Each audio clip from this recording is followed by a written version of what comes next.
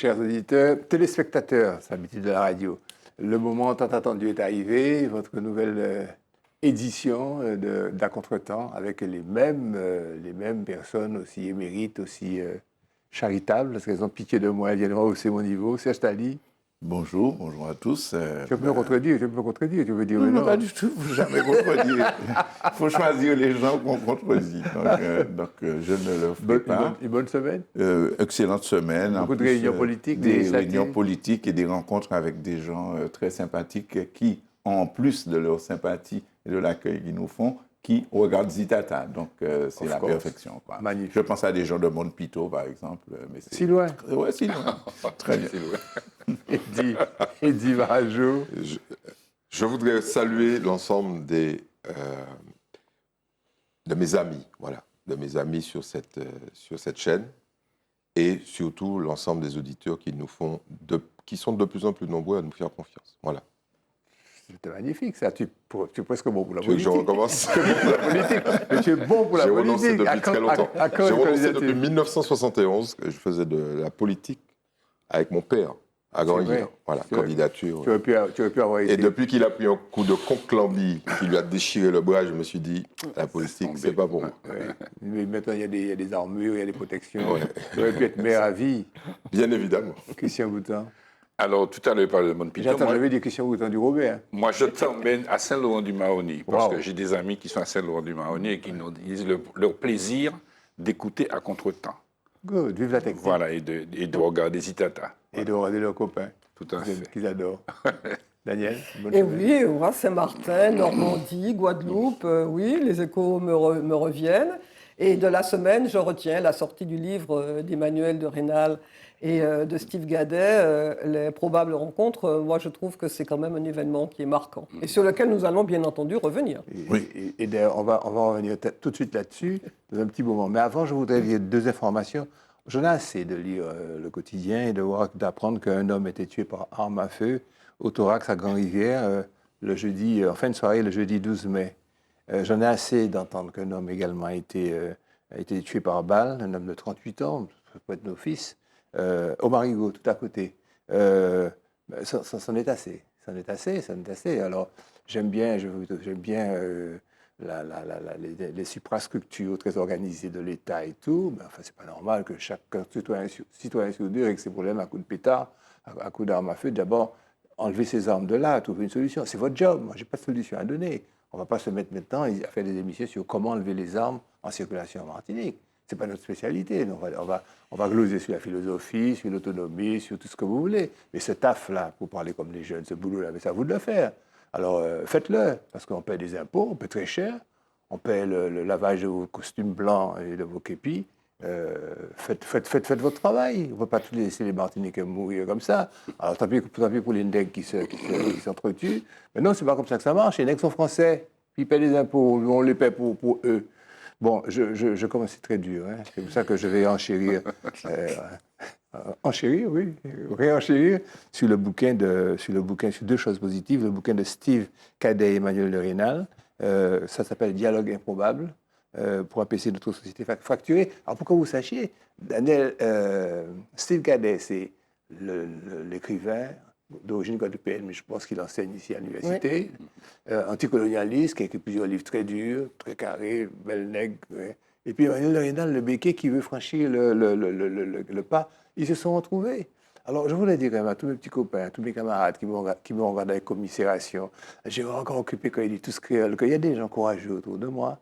Elle s'appelle Daniel Marceline, il s'appelle Steve Cadet, qui ne filera pas tous créoles, mais qui se rapproche, qui parle, qui échange, qui communique. Parce que si on ne fait pas ça dans un petit pays de 80 km/40, qu'est-ce qu'on va faire? On va se bouffer, on va se tirer à coups de fusil au Marigot. Je ne vais pas donner de leçon. Aussi, je vais être content de vous dire qu'à la bibliothèque Schellcher, le cheveu crépus, au fil du temps, sublimation, rejet et réhabilitation fait l'objet d'une scénographie, d'une exposition. C'est un projet culturel et identitaire sur les cheveux crépus, des CAP métiers de la coiffure. Alors, c'est l'éducation nationale dont Serge et moi nous disons tant de mal. Souvent, mais là, Raïch dit Daïbla, quand le truc est bon, il faut le dire. C'est le lycée professionnel Raymond Néris au Marin. Je vais dire tous les noms. Puis, on ne va pas anticiper sur nos nos élucubrations, non, pas vrai, nos analyses, je suis gentil avec nous, nos analyses pour dire le nom des gens, parce qu'il faut les féliciter. Pilote de projet, Daniel Laurent, arts appliqués. Équipe pédagogique, Dany Girier-Dufournier, c'est la coiffure. Ghislaine Salomon, elle est documentaliste. Et comme intervenant, Lynn Josien, Josien, diplômé en coiffure antillaise. Bravo, hein, on ne va pas applaudir, mais enfin, ces choses comme ça, s'il y avait plus ça, les gens se retrouveraient, le pays serait plus authentique. Et ils ont reçu un prix magnifique d'une académie oui, puisque ça rentre dans le cadre nationale. Ouais. Bon, je ne veux pas développer, mais ils sont soutenus au niveau national. Ouais, oui, c'est évident avec la qualité et le niveau de ça. Actualité, bim bim.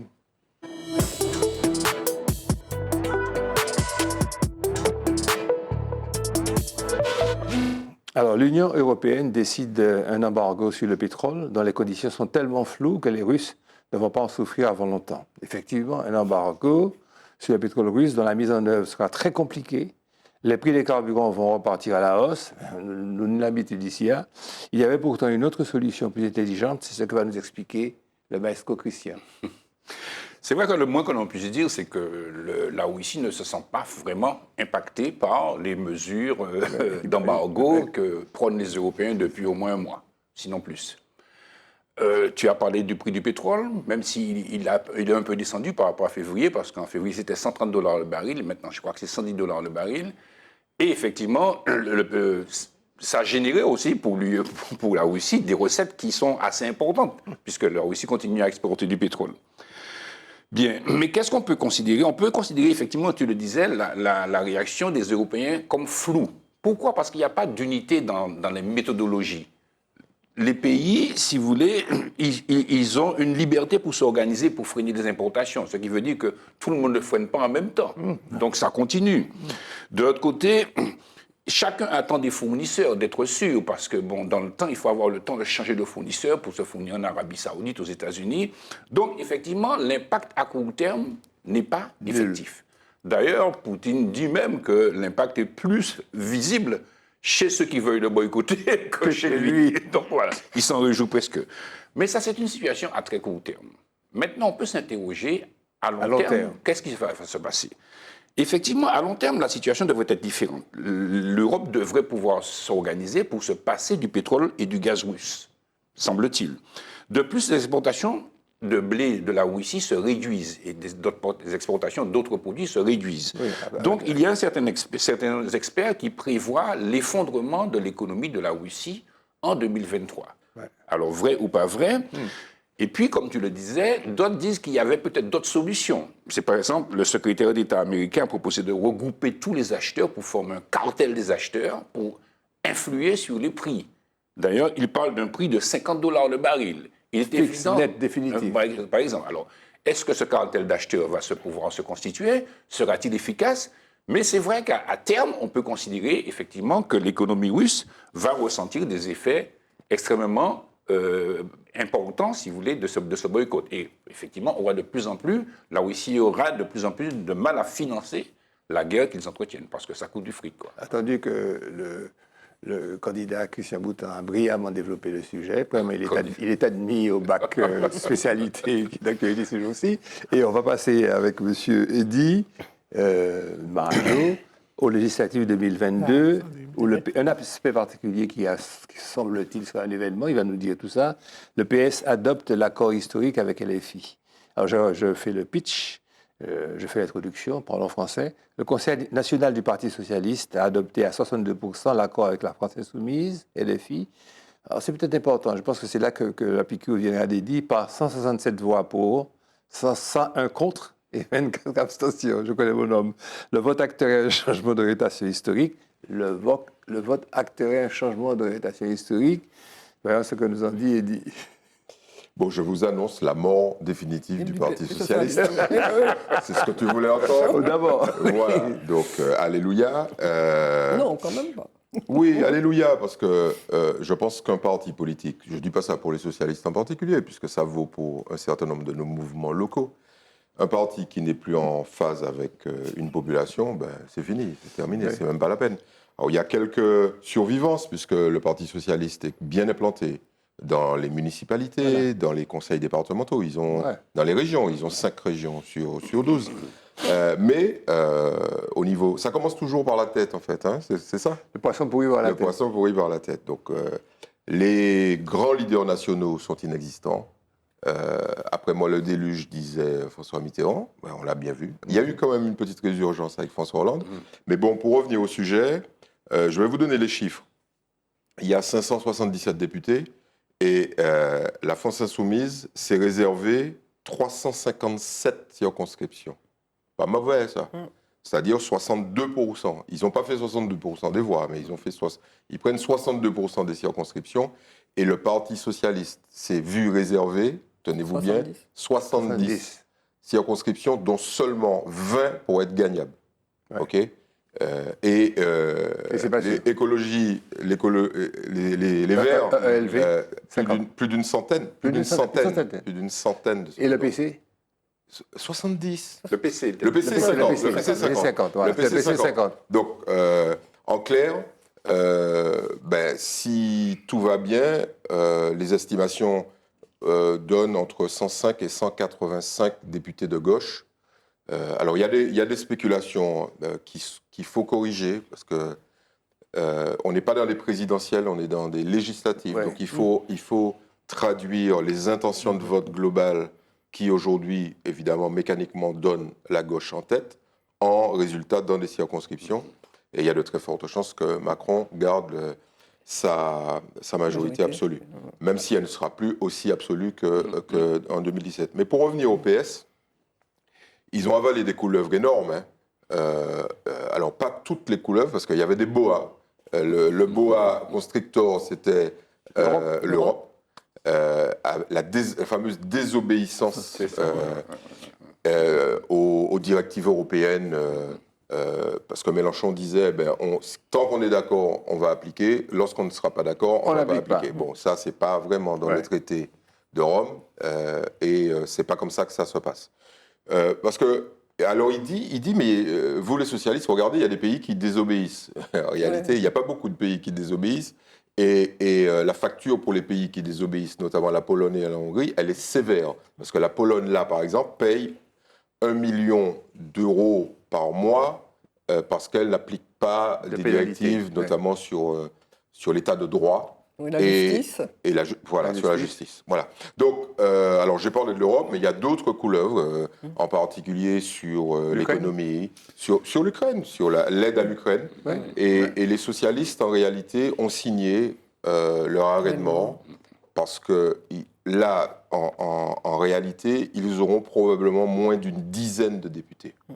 Mais est-ce qu'on peut aussi dire que, contrairement à ce qui est proclamé à tout va, ce n'est pas un accord historique? Parce que quand on a le programme commun de la gauche, c'était un programme commun, c'est-à-dire que c'était un rassemblement sur des idées ou un programme. Là, c'est un programme électoral, pour ne pas dire électoraliste. Donc, ça ne peut pas être la même chose. Et ce n'est pas parce que des gens ont signé plusieurs partis que ça constitue un accord historique. Ce n'est pas vrai. On fait croire à des gens des choses qui n'existent pas. Ils l'ont surtout signé parce que ils ont des projectionnistes chez eux, des types qui récoltent les chiffres et puis ils se payent. Ils ont encore un peu d'argent pour se payer des sondages. Ils l'ont signé parce qu'ils savent que Mélenchon ne pourra pas, on aura du mal à être Premier ministre. D'ailleurs, les Français ont été sondés dessus. La très grande majorité des Français ne souhaitent pas voir Mélenchon Premier ministre. Et puis surtout, Marine Le Pen a déclaré très clairement qu'au deuxième tour, elle demandera à ses électeurs de voter contre Mélenchon. Mais ce qui veut dire en quelque part que ce qu'ils souhaitent en réalité, le véritable discours, c'est qu'ils veulent avoir une majorité confortable, ils veulent exister, ils veulent peser. Ils veulent se dénéantiser. Donc, quand tu dis une majorité confortable, tu veux dire un nombre de représentants important. Un nombre de représentants, oui, au Parlement, oui. C'est ça, c'est ce qu'ils veulent. LFI, c'est moins de 20 députés aujourd'hui. C'est moins de 20 députés. Les socialistes, c'est 20 députés. Les communistes, c'est une dizaine environ. Oui. C'est clair que la gauche ne faisait pas du tout face à Macron. Ils sont ridicules. Ils aboient. On le voit bien. C'est d'où les excès des occupations, des stratégies de... De toute façon, au niveau de certains socialistes, ils le voulaient surtout pour refaire le Parti socialiste, et estimant que peut-être depuis Jospin, le Parti socialiste a perdu ce qui faisait son essence. Et que, bon, il l'a enterré, j'ai des amis avec qui je communique parce qu'ils sont dans un département qui était profondément socialiste, qui est l'Aude, c'est là où j'habitais. Eh ben, ils étaient heureux de l'accord. Or, c'est des gens, je connais leur fonctionnement, ils sont profondément socialistes et ils sont extrêmement contents. Et quand je leur ai demandé des explications, ils m'ont fait cette réponse. Oui, il ne va pas mourir. Ouais. On va aborder maintenant la liste des 126 communes du littoral, beaucoup moins pour nous, où toute construction neuve pourrait être interdite. En effet, la loi Climat et Résilience de 2021 prévoit de nouvelles dispositions pour les communes en première ligne face à la montée du niveau de la mer et la multiplication des tempêtes et des submersions marines. Submergées. Le gouvernement a publié les noms des 126 communes françaises qui auront l'obligation de s'adapter en priorité à l'érosion du littoral. Serge nous explique à quel point cela nous concerne. Et oui, tout le monde sait, ou tout le monde devrait savoir qu'à Sainte-Luce, l'érosion côtière est responsable d'un conflit entre propriétaires et, disons, randonneurs, pour ne pas faire polémique, suite à la disparition du sentier littoral. Aux prêcheurs, en 60 ans, la côte a reculé de 100 mètres et ceux qui ont de la mémoire se rappellent qu'il y avait l'ENI en 1999 et c'était 20 mètres d'un seul coup. Boum! Il y avait un tour d'éole ce jour-là, je me souviens. Alors, deux exemples qui devraient faire prendre conscience. On peut en prendre un troisième, le Diamant. Aussi. Oui. Où les jardins étaient à 100 mètres du... Et là, ils ont de l'eau. Qu'il faut s'adapter à l'érosion du littoral. Parce que, dit, mais comment ça arrive? Parce que l'usure a des causes multiples. On ne le sait pas. Il y a la montée des océans, il y a la disparition des végétaux censés stabiliser les côtes, diminution des apports de sable. Quand tu n'as pas de sable, on voit ça aux salines. L'action conjuguée des vagues, du vent, des courants. La nature des roches dans certaines régions, par exemple en Normandie, les fameuses falaises d'Étretat et au Capati. Le nettoyage des plages. Alors, il y a des endroits où on nettoie les plages pour accueillir les touristes. On gratte, bon, ça enlève plein d'éléments. Il y a le réchauffement climatique, bien sûr, avec l'augmentation du niveau de l'eau. Et puis les aménagements portuaires. On modifie les courants. Mon voisin de gauche sait ce que l'aménagement de Grand-Rivière a fait. Voilà, ça crée une plage. Bon, la destruction de la mangrove, etc., il y a certainement d'autres responsabilités. Alors, il faut quand même préciser que l'érosion, c'est un phénomène naturel. Mais l'amplification de l'érosion, c'est de la responsabilité de l'homme. Point. Et on estime en France que 25% du trait de côte, le trait de côte, c'est la limite entre la terre et la mer. Il y a des gens qui disent que c'est 20%, mais ça fait beaucoup, 25% du trait de côte qui a reculé. Alors, j'ai donné l'exemple du prêcheur, mais le Carbet, c'est autre. Il y a des gars qui me disent, où est là-bas là? Là-bas, c'est très loin. Nous, les gars, jouent au football là. Et tu te rends compte que c'est la mer. Alors, comme tu as parlé de 126 communes, il y en a 3 en Guyane, 9 en Guadeloupe, 13 chez nous. Il y a Basse-Pointe, je donne, parce que Basse-Pointe, Casse-Pilote, Macouba, La Trinité, Saint-Pierre, Grand-Rivière, Chelcher, le Lorrain, les Trois-Îlets, Sainte-Marie, Sainte-Luce, le Prêcheur et le Robert. Alors, curieusement, pas le Carbet, pas Bellefontaine, pas les Anse-d'Arlé. C'est trop tard. Bon. Alors, pour l'essentiel, les maires ont dorénavant l'obligation de réaliser des cartes de risque de recul à 30 ans et à 100 ans. Vous dites, bon, vous dites, ça qui fait l'argent. Or, les conséquences sur l'aménagement du territoire sont évidentes.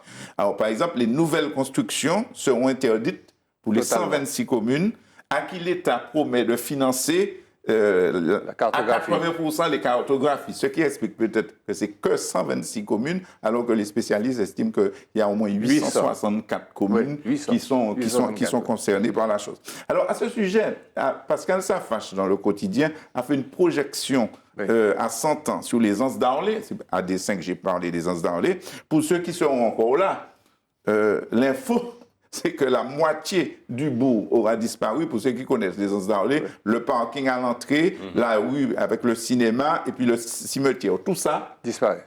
Dans 100 ans, il n'y aura pas ça aux Anses d'Arlé. Alors évidemment, ce qui fait la jonction, bon, je ne sais pas dans quel état. Alors, pour le vicelard qui s'interroge, quand on lit que les zones, parce que quand on lit le texte, on se rend compte qu'à l'horizon 100 ans, les zones...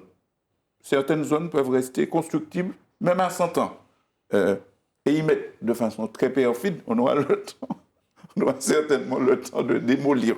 Bon, alors il y a C'est-à-dire qu'à 100 ans, plus précisément, dans cette cartographie, la partie, l'espace catégorisé, constructible à 100 ans, tu peux construire quelque chose. Mais à tout moment, on peut te dire détruire, démolir. Voilà, tout ça. Et il y a des exceptions qui vont demeurer, par exemple pour l'installation des services publics ou pour de nouvelles activités. Alors, les nouvelles activités qui nécessite la proximité immédiate de la mer.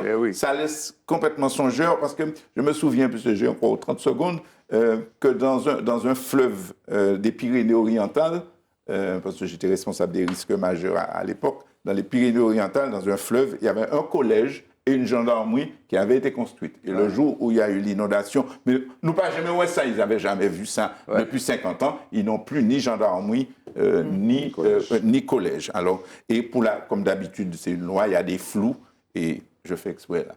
Comme il y a des flous, ça va faire l'affaire des avocats. Quand il y a des flous, il y a un loup. Voilà la formule. Non, mais ça pose aussi la question, moi je dirais, de l'aménagement global du territoire. Avec une loi, c'est là, parce que ça, c'est l'érosion. Mais quand on sait qu'il y a les risques, pour le prêcheur, par exemple, il y a aussi le risque des lahares, donc il y a d'autres phénomènes. Il faut vraiment qu'on ait de l'aménagement du territoire pour ne pas avoir des oppositions ou bien des choses qui sont complètement folles. Petite précision, depuis la dernière glaciation, donc il y a 22 000 ans, Mendel. le niveau de la mer a augmenté de 135 mètres. Donc, et la prochaine? Vous imaginez 135 mètres de mont et d'eau devant la plage du Cœur-Bay? C'est bien de jeu football à 14 km. Plus même, mais oui. C'est ça, la Martinique ne ressemblait pas du tout à ça il y a 20 000 ans. La Martinique était beaucoup plus grande. Beaucoup plus grande. On peut considérer qu'elle était 7 fois plus grande. Est-ce que ça veut dire que dans 20 000 ans, on n'existera plus? Non, alors je suis désolé pour les gens qui me tapent dessus en permanence sur cette question d'écologie. Il y a de très fortes chances qu'une fois ces dizaines de milliers d'années passées, nous revenions à une glaciation intense. Automobile va disparaître. Au-dessus de New York, il y avait 4000 mètres de glace, il y a 20 000 ans. La chance, c'est que nous serons très peu nombreux à pouvoir apprécier ce rafraîchissement de l'air. En tous les cas, le 10 mai, journée nationale des mémoires de la traite, de l'esclavage et de leur abolition. Mais il n'y a pas que cette date, il existe pléthore de dates à commémorer. Comment s'y retrouver, ce que vont tenter, ce à quoi vont parvenir Eddy et Daniel. Plutôt Daniel et Eddy. Ne vous battez pas. Non, parce que j'ai déjà, la dernière émission, j'avais expliqué, donc je rappelle que le 10 mai, c'est une date contre la traite, l'esclavage et pour commémorer les abolitions. Tandis que le 23 mai, c'est un hommage aux victimes de l'esclavage. Et il faut le dire que ce sont les deux dates, c'est politique parce que le 10 mai a été choisi parce que c'est la date anniversaire de la loi Taubira, c'est parce que c'est la loi, la déclaration de Delgrès en Guadeloupe, c'est un 10 mai. Donc ça faisait plus consensus, mais un certain nombre d'associations avaient considéré que comme le 23 mai, ils étaient des milliers à défiler à Paris, il fallait que ce soit le 23 mai. Donc le gouvernement, de façon très politique, a décidé qu'il y aura deux dates. Mais manifestement, il consacre plus de temps, plus de moyens au 10 mai, puisque le 10 mai, le président de la République et tout son gouvernement sont allés au Luxembourg, ce qui ne sera pas le cas du 23 mai, et ce qui fait que M. Gordien dit, dans ce cas, comme ils ne viennent pas au 23 mai, nous, on n'ira pas le 10 mai. Je trouve un peu dommage ce conflit de mémoire. Je pense que nous avons besoin de faire un peu bloc sur le fait qu'on reconnaisse que l'esclavage est un crime contre l'humanité et que dans l'espace public national, cela se manifeste, comme le fait la mairie de Paris, en inaugurant une statue de la mulâtresse Solitude. Et en Martinique, il y avait une conférence mardi à la préfecture. Eddy, ton opinion? Oui, au-delà des chiffres, il y a quand même quelque chose de navrant, mais qui ne nous concerne pas directement, puisque ils se battent au niveau national, on va dire ça comme ça. Il y a quand même derrière tout ça une énorme hypocrisie. Et moi, j'ai une suggestion, c'est de faire que le mois de mai, devienne le mois de la célébration, de toutes les célébrations. Comme ça, tout le monde va trouver un jour. Puisque nous, ici à Nouni, le 22, nos amis d'à côté ont le 26, de l'autre côté de l'océan, je ne sais pas quoi, mais enfin bon, il y a un moment, il faut arrêter. Et moi, je suis un fervent partisan, bon, je suis tout seul, hein, mais bon, je suis un fervent partisan des réparations effectives. Et je trouve que la première des réparations, c'est de consacrer un mois entier, et non pas quelques jours, un mois entier, à la commémoration d'un des épisodes de l'histoire de l'humanité, l'un des pires épisodes de l'histoire de l'humanité. Voilà, un mois complet, du 1er au 31. Parce que dans la pratique, apparemment, c'est une circulaire ou une ordonnance. Mais chaque année, il y a une circulaire du Premier ministre. Signée par le Premier ministre qui dit de privilégier le 10 mai. Oui. Bon, le professeur Romana, qui est remplacé maintenant par le professeur Gordien, professeur de médecine d'origine guadeloupéenne. Serge Romana, professeur de médecine également, en génétique. Je le dis pour que l'on sache que ce n'est pas des brels, hein, ce n'est pas des apprentis. Ils estiment que les milliers de personnes qui avaient fait la marche en 98 pour qu'on puisse célébrer les esclaves eux-mêmes, les esclaves, pas l'abolition, pas les victimes. Le fait de les victimes de l'esclavage, ils estiment que ceci devrait être privilégié parce que ça c'est un point de départ pour que nous puissions faire notre avenir, faire notre devenir. Et moi, je pense que ni l'un ni l'autre n'ont raison, ni le gouvernement, non, mais je fais le pitch, je ne juge pas. Non, mais tu m'as demandé mon opinion. Non, attends, je fais un point, après je vais vous aller. Et donc, si l'on veut réellement travailler, à la limite, je dirais que cette polémique, elle peut être intéressante si elle n'était pas stérile, comme vous l'avez si bien dit. J'adhère à cette idée. Mais enfin, qu'on parle de ça à cette occasion et qu'on puisse préciser les différents aspects, les abolitionnistes, c'est vrai. C'est vrai qu'il faut une synthèse. Les abolitionnistes, l'abolition en soi, c'est un qui honore la République. Je ne sais pas c'est quoi la République. Enfin, je vais dire comme tout le monde, hein, sans comprendre ce que je dis, la République a rétabli l'esclavage. Enfin, c'est la point. Peu importe. Mais enfin, la République, on oublie ça. Et c'est la République qui l'a abolie. C'est pas tout à fait la République. C'est l'abolition, c'est la République. C'était encore sous la République. Corrigez, regardez-vous. Non, on ne va pas à l'écran, faire une émission, dire non. Contrôler, et on va préciser, c'est tout. Contrôler. Bon. C'était quand même la République. Il était encore sous la République. La République n'avait pas été abolie, ce n'était pas encore la monarchie ni l'Empire. Désolé, ça veut dire que c'est fictif cette histoire-là. Bon, mais je conçois. Pourquoi je vous dis ça? C'est parce que j'ai un ami qui se gargarisait du mot République. Quand je lui dis, quand tu parles de la République, est-ce que tu parles de la République espagnole? Est-ce que tu parles des républicains américains? Est-ce que tu parles de celle qui a rétabli l'esclavage? Parce qu'il faut un petit peu de culture quand on dit un truc. Ou la démocratie. Vous étiez en train de discuter hors émission du concept de démocratie. C'est un peu la même chose. Donc, pour revenir à la synthèse que tu proposes, je crois que c'est une très bonne idée. Et là-dessus, je pense que ça peut être l'apport de contretemps, parce que l'essentiel, c'est qu'effectivement, on se penche sur tous les aspects. J'honore et je respecte autant les abolitionnistes que j'honore, que je respecte, et puis que j'ai une souffrance pour les gens qui ont été mis en esclavage. Et je crois que finalement, on arrive à une synthèse honorable. Juste pour faire le lien, pour ceux qui voyagent beaucoup, puisque les gens voyagent beaucoup, du 12 au 5 mai, les archives nationales exposent le document original du décret d'abolition de l'esclavage du 27 avril à l'hôtel de Soubise. Et l'entrée est gratuite pour ceux que ça... On reprend les dates parce que ça... Du 12 mai au 5 septembre, voilà. à l'hôtel de Soubise. J'ai dit au 5 mai. Ouais. Ah oui, non, pardon. Du 12 mai au 5 septembre, exposition donc, du décret original de l'abolition de l'esclavage du 27 avril. Et c'est gratuit. Et toi, l'historien, toi, l'humaniste, estime qu'on devrait chacun venir se regarder, lire et se concentrer sur ça. Non, mais développe. Je suis acquis à l'idée. Mais non, mais tu viens de dire que tu as autant de respect pour les abolitionnistes que pour les esclaves, etc. Donc, dans la lignée, je dis, pour ceux que ça intéresse, voilà un document qu'ils n'ont peut-être jamais vu, que je n'ai jamais vu, que je Merci, Daniel, que j'irai voir bientôt. Et si on me laisse faire des photos, je vais vous faire des photos. Merci de nous avoir donné cet éclairage, M. Tali, historien de métier. Un peu de culture maintenant. Un bon sujet, un long sujet.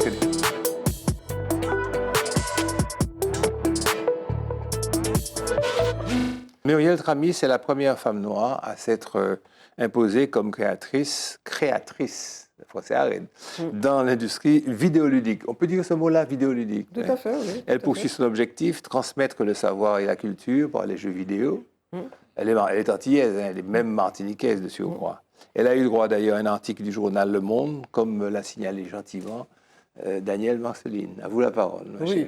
Alors je pense, enfin, tout le monde sait quand même, même si on ne le lit pas, que le journal Le Monde, c'est quand même un journal qui a pignon sur rue, qui a une notoriété, c'est un journal national, et que, bon, Le Monde, le 2 mai, consacre un article avec, je dirais, plusieurs colonnes sur M. Muriel Tramis, c'est quand même à souligner. Et ça nous permet, en fait, de nous rappeler que nous avons des pépites que nous ne connaissons pas. Muriel Tramis, c'est une femme qui, effectivement, elle est née à la Martinique, elle est martiniquaise, elle a fait ses études au couvent de Cluny, elle est partie faire des études, elle est ingénieure en informatique, parmi certainement les premières. Et c'est une femme qui va travailler à l'aérospatiale, donc ingénieure en informatique, pour charger de modéliser l'entretien des drones. Et elle va travailler pendant 5 ans. Et puis, au bout de 5 ans, elle va considérer qu'elle a besoin de voir autre chose et elle va faire un cursus en marketing et communication. Et puis, elle va commencer à vouloir appliquer ce qu'elle connaît dans les histoires et des histoires concernant son patrimoine, la Martinique. Donc, elle va faire un jeu éducatif qui va s'appeler Ménilo. Et ensuite, elle va faire Freedom, les guerriers de la liberté, avec Patrick Chamoiseau, qui va faire le scénario, et qui va donc parler de notre histoire. Et elle va être contactée par une société qui a pignon sur rue, et elle va donc imaginer et créer des logiciels éducatifs, et qui vont être, ça va s'appeler Adi et Adibou, pour les jeunes, pour pouvoir apprendre mieux dans les domaines de mathématiques, sciences, etc. Et pendant des années, ça va être un franc succès. Et puis ensuite, elle va se lancer dans tout ce qui concerne les maquettes 3D. Elle va aider en matière d'urbanisme et d'architecture pour pouvoir modéliser, faire des films d'animation pour une projection d'une construction. Elle va pouvoir aider, elle va faire la reconstruction du théâtre de Saint-Pierre avant 1902. Bref, elle a un panel qui est extraordinaire. Et actuellement, elle travaille sur un projet qui s'appelle Remembrance. Elle est avec une équipe de 15 personnes. C'est un mot-clé, mais souvenir. Et c'est donc pour. Elle va utiliser. Elle va, grâce à des jeunes qui vont se retrouver. Donc, ils vont partir de leur réalité, donc il y aura des images réelles, mais en même temps, ils vont se replacer au XXe siècle. Donc, elle va avoir des images qui seront en 3D et 2D et au XIXe siècle. Et elle travaille grâce au numérique avec des gens qui sont en Haïti, à La Réunion, en France, et elle travaille sur ce projet. Et c'est une femme qui a écrit un livre qui s'appelle en 2011 Cœur Giromont. En 2013, elle a écrit Contes créoles cruels et elle a eu la Légion d'honneur. Au titre du ministère de la Culture, première femme noire dans ce domaine à l'obtenir, et ils ne sont que 3 dans ce domaine à l'avoir obtenu. Donc moi, j'invite tous les Martiniquais à aller pouvoir étudier davantage qui est Muriel Tramis, parce qu'en plus, il y a des perspectives fabuleuses pour, justement, du fait que les gens lisent moins, on en parlait il n'y a pas longtemps, du fait d'utiliser le numérique et le digital pour pouvoir mieux approfondir notre réalité, notre patrimoine culturel. Donc, par conséquent, je pense que c'était normal qu'à contretemps salue cette femme. Dans le studio, tout à l'heure, avant de commencer l'émission, avec David Torres, que je salue, et Mehdi Moroz, j'ai capté un échange entre eux. David Torres disait à Mehdi, tu sais, c'est elle qui a fait Adibou. Oui, je l'ai connu pour... J'en ai en parlé, je ne savais pas que c'était elle, mais il faudra que j'en parle à mes enfants parce qu'ils mangeaient Adibou le matin, le midi et le soir. Voilà. Bel hommage, Madame Tramis. Je vous avais promis à l'époque un article d'Antillame, enfin, donc je pense qu'on a compensé, si vous regardez cette émission. Petite précision, c'est... Muriel Tramis a travaillé avec Jean-Marie Messier, qui était le fondateur de Vivendi. Oui. Et qui l'a propulsé et qui lui a donné une visibilité très forte. Oui, parce qu'il a racheté la société qui avait créé les logiciels Adi et Adibou. Jean-Marie Messier, maître du monde. Exactement. Ça. Qui a très mal terminé. J3M. Jour du dépassement, la France vit à crédit jusqu'à la fin de l'année. Ce jeudi 5 mai, la France a épuisé l'ensemble des ressources planétaires que la Terre est capable de régénérer en un an. Le jour du dépassement est déduit à partir de l'empreinte écologique mondiale ou nationale un indicateur vous expliquera qui est calculé par qui, mais qui vous expliquera? M. Serge Tali, brillamment, comme d'habitude. Vivre à crédit, c'est une façon d'assurer l'essentiel. Je ne sais pas pourquoi je dis ça. Donc c'est vrai. Donc c'est vrai. Non, le mec, il est sponsorisé par un banquier. Pour simplifier, acheter en payant après. C'est ça. Oui, c'est ça. Tout le monde connaît. Mais moi, ça me rappelle mon enfance. Et le carnet de crédit à la boutique que ma maman avait. Et surtout l'angoisse à la fin du mois de pouvoir tout payer. Parce que tu va acheter, va prendre le pain, va prendre le kilo de lentilles, etc. C'était chaud. Une habitude qui demeure dans le commerce moderne, mais qui s'est institutionnalisée. Rares sont les ménages qui n'ont pas de crédit en cours. Bon, tant mieux pour eux. Mais beaucoup moins pour l'alimentation, comme dans mon enfance. Mais pour la maison, la voiture, l'électroménager, même pour les vêtements et les chaussures, je connais des gens qui achètent dans des boutiques. Non, passons.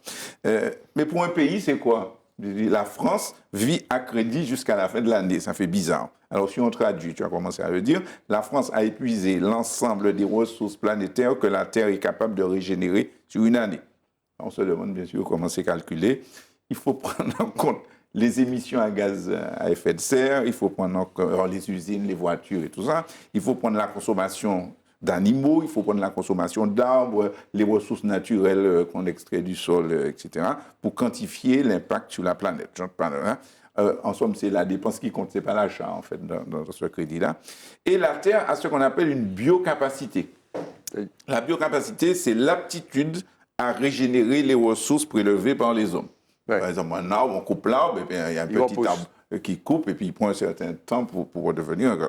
Mais là où le bas blesse, c'est que la consommation va plus vite que la pousse de l'arbre. C'est pas dans le dictionnaire, la régénérescence. Mon dictionnaire, je ne sais pas, il n'était pas bon. Pour illustrer, si l'ensemble de l'humanité vivait comme les Français, comme les Français, c'est évident qu'on ne consomme pas pareil à Paris, à Kaboul ou au Tibet, s'il n'y avait que des consommateurs à la française, donc les ressources de la Terre seraient épuisées en 4 mois, soit la date que tu as donnée, le 5 mai, c'est fait.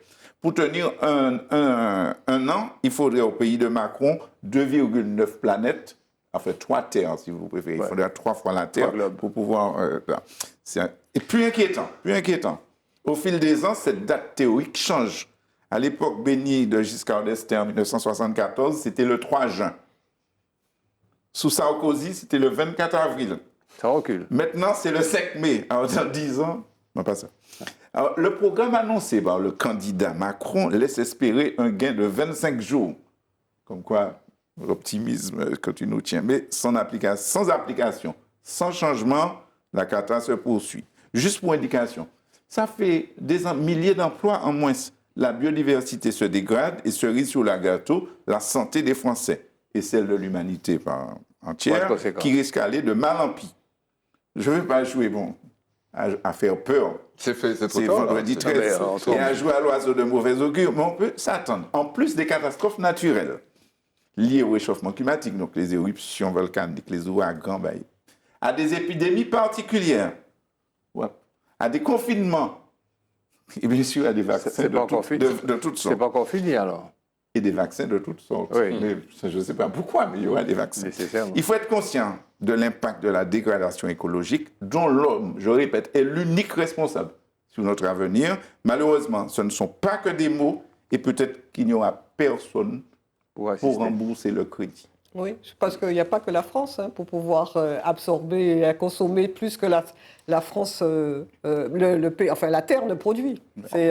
Voilà. Malheureusement, il y en a beaucoup. En d'autres termes, quand on voit sur... Il n'a pas cité les pires. Quand on voit sur les écrans les peuples affamés et tout, on devrait les remercier pour conserver notre standing. On continue à manger. On continue à manger, à gaspiller. On peut dire ça comme ça. Oui, mais peut-être aussi, je veux dire, tu as dit le pays de Macron, mais c'est aussi le pays de tout le monde. Et peut-être que si on ne met pas la climatisation systématiquement quand on rentre dans son bureau pour dormir, ou ceux qui disent « Ah non, si je n'avais pas la clim, je ne peux pas dormir ». Peut-être que ça aussi, ce serait un petit plus. Pour, plus simple. Oui, voilà. Oui, mais il y a des choses comme ça. Donc ça veut dire que chacun a la possibilité de faire en sorte d'agir pour les économies. Vous avez dit tout à l'heure, je crois que c'est dit, ça pourrit par la tête, mais si la tête donne le bon exemple, peut-être que le reste ne va pas pourrir. Les bus Ou bien peut-être que la base va donner l'exemple. Les bus de Martinique Transport, écoutons-nous et intervenons chacun, les bus de Martinique Transport, à l'arrêt attendant les passagers, en tête de station, n'éteignent pas le moteur, n'éteignent pas la clim.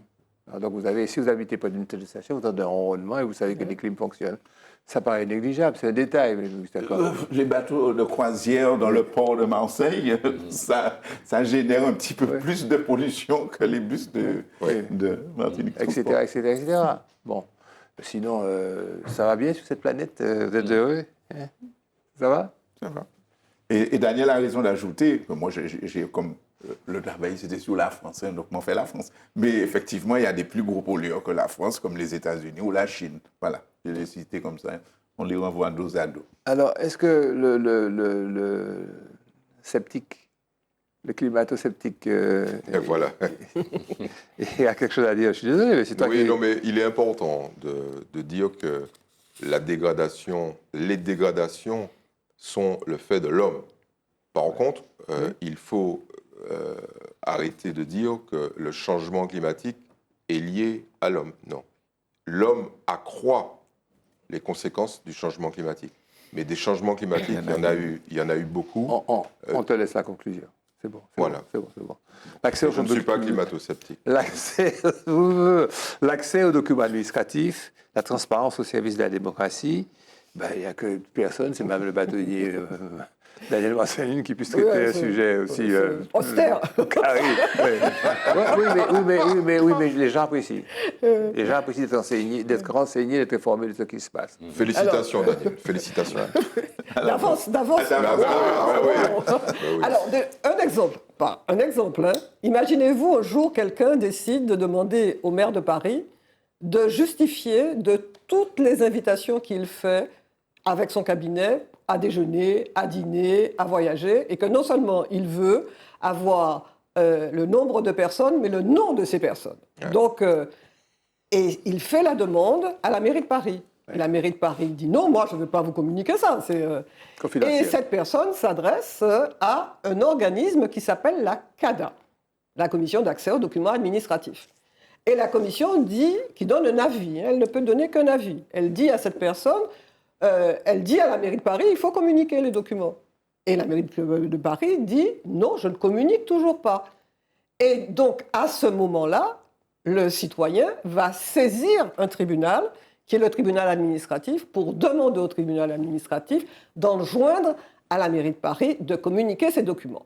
Donc, pour résumer, cet accès, ça veut dire que tout citoyen, qu'il soit français ou étranger, peut demander la communication d'un document administratif à condition qu'il s'agisse d'un document qui est terminé. C'est-à-dire que si vous avez un projet en préparation, on ne va pas vous donner accès à ces documents. Et donc tout ce qui s'est passé depuis la Déclaration des droits de l'homme, où le principe a été acté, jusqu'à 1978, où la loi qui institue le principe de la communication a été votée, il y a ce qu'on appelle la jurisprudence, comme je le dis souvent, c'est-à-dire l'ensemble des décisions qui fait progresser, qui permet de savoir, mais quel document? Quand on dit un document administratif, mais ça concerne quoi? Donc au fur et à mesure, la liste a grandi. Par exemple, j'ai parlé des états des invitations de la mairie de Paris, mais il y a quelqu'un qui a demandé qu'on connaisse les invités du président de la République quand il fait des chasses. Et là, on a dit non, c'est pas possible, aussi bien le tribunal administratif que le Conseil d'État. Ça, c'est privé. Et donc, il y a une décision que tu nous as donnée donc en pitch, qui est en 2020, le Conseil constitutionnel se prononce parce qu'il est saisi par une question prioritaire de constitutionnalité. Ce terme signifie que lors d'un procès, que ce soit de l'ordre judiciaire ou de l'ordre administratif, lorsqu'on considère qu'une loi qui est applicable pose un problème et qu'elle peut être incompatible avec la Constitution, on demande donc à la juridiction, attendez, posez une question pour savoir est-ce que c'est vraiment compatible. Et il y a des fois où, alors ça suit un circuit, ça suit le tribunal, la cour d'appel, la cour de cassation, ou bien le tribunal administratif, le Conseil d'État, et qui dit c'est compatible ou c'est pas compatible. Et là, c'était à partir de Parcoursup. C'est l'époque, Parcoursup. On sait que pour ceux qui veulent suivre après le bac, ils doivent s'inscrire. Et puis, il y a plus de demandes que de places dans les établissements. Donc, il y en a qui sont refusées. Et donc, il y a une association d'étudiants qui a demandé qu'on donne la liste des critères qui permettent d'aboutir à la sélection pour savoir pourquoi on a refusé. Et donc, le tribunal a décidé, le Conseil d'État a décidé de poser le principe au Conseil constitutionnel parce que pourquoi dans la loi avait une restriction qui disait que à partir du moment où un candidat peut obtenir, après qu'il ait été refusé, les raisons de son refus, ça suffit pour protéger ce que la loi prévoit, l'accès. Et donc, le Conseil constitutionnel dit deux choses. La première pour dire oui, c'est vrai, vous avez la possibilité de demander l'accès aux documents administratifs. C'est un principe qui est garanti par la loi et donc par la Constitution. Mais le législateur peut, dans certains cas, apporter des limitations à ce principe. Et dans le cas, donc on n'admet pas, dans le cas présent, on dit que la loi qui limite est possible parce que tous les établissements qui refusent n'ont pas des algorithmes forcément comme pour analyser les critères. Donc par conséquent, on ne peut pas considérer que la loi n'avait pas été bafouée. Donc cette décision est intéressante parce qu'elle fait monter ce principe d'accès comme un principe constitutionnel, même si elle en limite un peu la portée, mais qui doit être examiné de façon très détaillée pour voir s'il n'y a pas de risque de contrecarrer le principe constitutionnel. Deux mots par rapport au puisque tu l'as cité. Alors la méthode qu'ils ont utilisée maintenant, c'est qu'il y a des dossiers qui sont très bons. Je vais citer le collège du collège de Trinité au Marin, qui est premier classé. Le lycée. Non, le lycée de Sainte-Marie. Merci. C'était pas loin. Merci. C'est le Nord. Je n'étais pas chaud à ce point. Cette année, c'est Sainte-Marie. Saint-Joseph de Cluny. Donc les dossiers des premiers, là, sont tout de suite franchissent le cap. Vous savez ce qu'ils font, les universités, les grandes universités, l'équivalent de la Ivy League, parce que ça existe, cette sélection, cette discrimination. Eh bien, ils ont ajouté une consultation, une sorte d'oral, d'examen, de consultation, et ils exigent que ça se fasse en présentiel. Autrement dit, pendant que tu prépares le bac, il faudrait que tes parents aient la capacité de te payer 48 heures ou 24 heures pour aller assister à ça et revenir. J'aime la France. On va parler un peu de musique. Mais c'est pas le pire. Oui.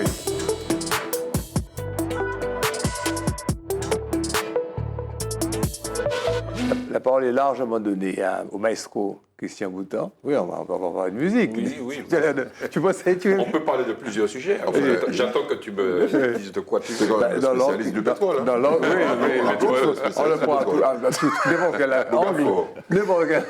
D'abord, Begin Jazz Collective, de bien aimé. Mais alors, là, j'ai l'avantage de vous dire effectivement que le projet que nous avons conçu en 2020, puisque c'était l'année où le Covid a démarré, se poursuit. C'est-à-dire que nous avions dit à la collectivité, nous ne sommes pas en mesure d'organiser un festival, mais nous organisons une résidence de création autour du patrimoine. Et cette résidence de création a fait des choses merveilleuses parce qu'il y a 8 musiciens qui sont antillais, haïtiens, prodigieux, et qui ont créé effectivement des arrangements à partir des œuvres de notre répertoire. Je ne vais pas faire le détail, mais enfin, on le connaît. Et puis, nous avons l'ambition de parler au monde, de parler déjà à la France dans un premier temps, puisque le Begin Jazz Collective, c'est le nom de ce produit, qui, encore une fois, c'est du jazz afro-caribéen et créole, c'est du jazz identitaire. Il va se produire dans plusieurs festivals en métropole. Mais la semaine prochaine, nous faisons effectivement un concert à Paris, organisé avec Jazz Magazine, qui est effectivement l'étalon, si je puis dire, du jazz dans la presse, puisque Jazz Magazine, c'est un journal qui existe depuis très longtemps. Et Jazz Magazine, effectivement, s'associe à nous pour organiser une soirée Caribbean Jazz. Enfin, c'est un peu ça, le concept du jazz caribéen. Ça aura lieu mardi soir, mardi le 17 mai, à l'Alhambra, qui est une salle, une espèce de théâtre musical d'environ 500 places. Et effectivement, nous aurons des directeurs de festivals, nous aurons effectivement un certain nombre de directeurs de salles, puisque ça aussi, si vous voulez, il faut comprendre comment ça se passe. Aujourd'hui, il faut sensibiliser ceux qui décident, ceux qui possèdent des sites, de façon à ce que nous puissions propulser notre produit. Et donc, voilà, je suis très heureux de pouvoir participer encore une fois à cela, puisque je crois qu'on poursuit effectivement ce travail, comme nous étions engagés vis-à-vis de la collectivité, à propulser notre produit. Alors, c'est l'occasion de vous dire aussi que partout où on passe, on saura que c'est un produit qui vient de la Martinique. Et on saura aussi que le Begin Jazz Festival, c'est un festival martiniquais. Donc vous voyez, nous sommes aussi dans une dynamique de promotion de notre territoire, de notre jazz et de nos artistes. Deux choses à ajouter, c'est que le même Jazz Magazine avait qualifié ces garçons d'ambassadeurs de la Martinique. J'avais dit ça à l'émission. Voilà. Alors, deuxième chose, vont s'ajouter les Friends, parce que Oui, c'est les Friends. Les Friends, c'est Mario Canonge, Ouais. Grégory Privat, Xavier Belin, Ouais. Arnaud Dolmen, qui est considéré comme le premier batteur. On en a parlé. On en a parlé, oui, naturellement. Cynthia Abraham, qui est extraordinaire au chant, Chez et puis Piano, bien d'autres ouais. encore. Ouais. Voilà, je crois que nous allons faire une soirée de très grande qualité où je pense que les prescripteurs qui seront là vont découvrir, au-delà de Kassav et tout, une identité aussi de la musique de chez nous, avec un sens de la performance, de l'improvisation, et puis du groove, quoi, le groove rythmique de chez nous. Et je pense que ça fait partie de notre stratégie. Dans le même ordre d'affichage, d'idée, ouais. le même ordre d'idée, Gilles Rosine, son prochain concert. Alors, je veux aussi vous signaler que samedi soir, ce samedi, demain soir, Gilles Rosine fait un concert à l'Espace Sonate. Il fait un concert solo, piano solo. Je trouve ça très, très intéressant parce que, vous savez, Gilles, je pense que vous le connaissez un peu, c'est un gars assez silencieux. C'est un gars assez introverti qui ne... Mais bon Dieu, mais quand il est au piano, il a Il dégage. Absolument. Et je trouve, j'aime bien ce paradoxe entre, si vous voulez, cette personnalité. Elle est explosive, ça m'a fait penser à Alain Jean-Marie, qui est un peu comme ça aussi. Absolument. Oui. Explosif quand il joue, c'est à croire que son expression, c'est son jeu. Alors Gilles, on le sait, il était parti, il était, je sais pas, dans le Pacifique, il avait un peu bougé du pays. Il a déjà réalisé deux ou trois beaux albums, mais de begin très dense, avec des harmonies, avec un espace de création extraordinaire. Et demain soir, il se produit à l'Espace Sonate. Alors moi, j'irai, j'invite tout le monde à venir parce que, voilà, Gilles Rosine, c'est... J'ai une pensée forcément pour Polo, qui était son oncle, que j'ai connu. Quand tu dis l'Espace Polo Sonate, Rosine. c'est où l'Espace Sonate? L'Espace Sonate, c'est à Étangs-Abricots. Étangs-Abricots. Un peu plus Précisez loin. pour que les gens sachent. Absolument. C'est pas, qu'il n'aille pas à la C'est une salle qui a été créée par Henri Pigna, Henri d'ailleurs. Pigna, Henri tout à Pigna, c'est un non-voyant, un haïtien d'origine, mais qui est joue un avec les Loups militant. Noirs. Il a joué avec les Loups Noirs, absolument. Il s'est aussi produit dans beaucoup de piano-bars ou encore d'hôtels. Et depuis très longtemps, il avait envie de mobiliser toutes ces stratégies, des moyens pour monter cette salle. Et voilà, c'est une très belle Dédé petite salle. Saint-Prix, sa récente dernière production. Oui, alors je veux parler de Dédé aussi. Alors Dédé, je voulais quand même souligner sa longévité. Parce que ce n'est pas évident non plus, hein, on doit comprendre ça, de faire un itinéraire comme ça, Dédé depuis Pacatak, depuis avant, mais aussi depuis beaucoup de groupes qu'il avait avant. Il a joué avec Malavoie, il a joué avec pas mal de gens. Et puis Dédé, il poursuit. Alors il enseigne. Vous voyez, il produit, Ça revient il parce qu'il était crée, enseignant à l'origine. et aujourd'hui, même dans le contexte, et puis il s'actualise, hein, et dans le contexte aujourd'hui épidémique, on connaît bien les fractures qu'il y a pour les artistes. Je pense qu'à l'écran, on a la photo d'un Voilà, enregistrement ça, c'est bien, qu'il ça. fait à Laval, dans une école. Il a passé une semaine dans cette ville, oui, et là, il procède à un enregistrement avec les élèves. Absolument. Avec Non, c'est très très important parce qu'il a fait ça aussi dans d'autres pays hein, de l'Europe. Il est partout Dédé. On mesure peut-être pas suffisamment. Et puis là, j'ai réagi aussi parce qu'il a fait un titre qui s'appelle Musique nous qui a traversé les océans. Enfin, vous voyez, c'est aussi cette démarche que nous avons artistiquement. Que j'ai pas retrouvé sur YouTube ou sur les autres sites, mais qu'on texte, on va le passer parce que c'est trop douce, c'est trop. Oui, trop absolument. chouette. Donc voilà, j'ai tenu à faire un clin d'œil à ce natif du François, qui a toujours été... Pas du Robert. Non, du François, mais c'est tout point, Fernando Robertin, c'est très classe. C'est une prise de risque totale. Je voudrais vous remercier. Je voudrais remercier Max Monrose, Mehdi Monrose, David Torres, Eddie Marajo, Serge Tali, Christian Boutan, Daniel Marceline. Qui encore? Gérard Darling-Carter. Voilà. Mais je ne vais pas me remercier. Ouais, mais vous, remerciez. On te remercie. Notre maquilleuse. Ah oui, notre maquilleuse Marthe, qui nous amène le bonheur. Qui arrive à me rendre qui arrive à nous faire tous sourire. Mais tu arrives très beau, tu es encore plus beau. À la semaine prochaine, mais on a quand même une petite vidéo, pas piquer des... Comment on dit ça? Des hannetons. Marius.